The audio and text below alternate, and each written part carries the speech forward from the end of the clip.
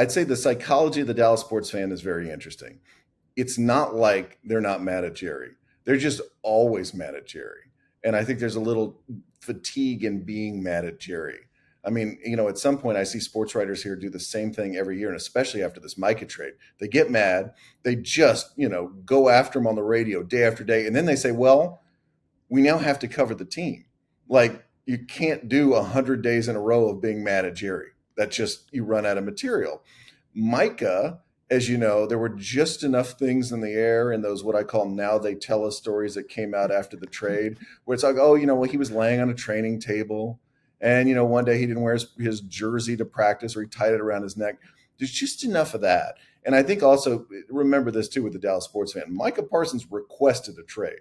Now, people like you and I, we're very much in the player empowerment era. We just understand that as, I think, a negotiating tactic. We understand players have a lot of agency in their lives now. If you're a hardcore Dallas Cowboys fan, you might not feel that way. And that might have been a bigger thing to you than it might have been to us nationally. Yeah, no, that's you're right. Whenever there's a player who it's like, this player doesn't want to be here, there's usually at least a segment of the fan base that's like, he doesn't want to be here.